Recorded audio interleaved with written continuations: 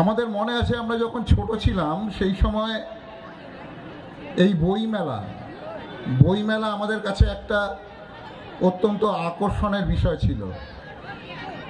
বইমেলা মানে মেলা বই, যেখানে আমরা গেলে বিনা বাধায়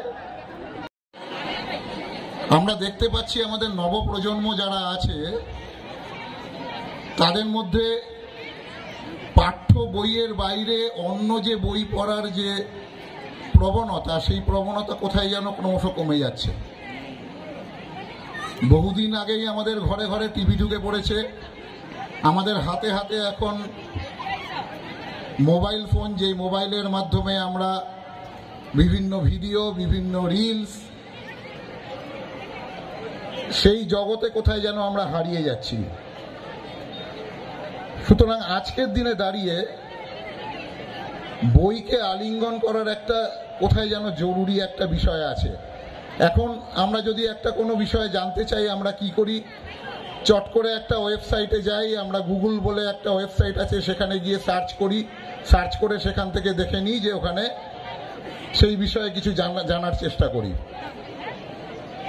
কিন্তু আমি আজকের দিনে দাঁড়িয়েও এত ইনফরমেশন, এত তথ্যের এই বিস্ফোরণের মধ্যে দাঁড়িয়েও আমি বলবো, যেটা বইয়ের মাধ্যমে যে তথ্য আমরা পেতে পারি এবং সেই যথার্থ এবং সত্য তথ্য, সেটা কিন্তু মনে হয় না কোনো এক ওই সোশ্যাল মাধ্যমের মধ্য দিয়ে পাওয়া যেতে পারে।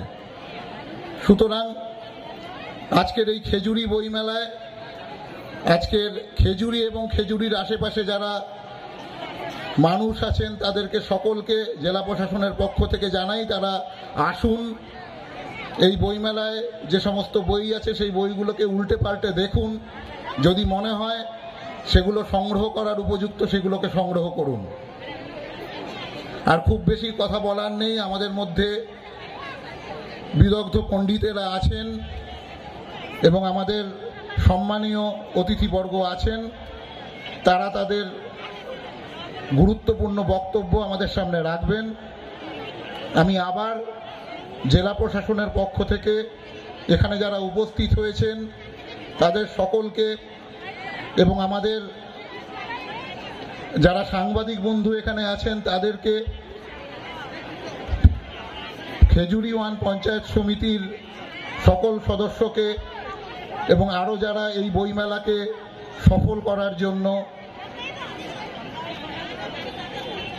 সারাদিন নিরলস পরিশ্রম করে এই বইমেলাকে সফল করেছেন, তাদের প্রত্যেককে জেলা প্রশাসনের পক্ষ থেকে ধন্যবাদ জানিয়ে আমার স্বাগত ভাষণ এখানেই শেষ করছি। নমস্কার।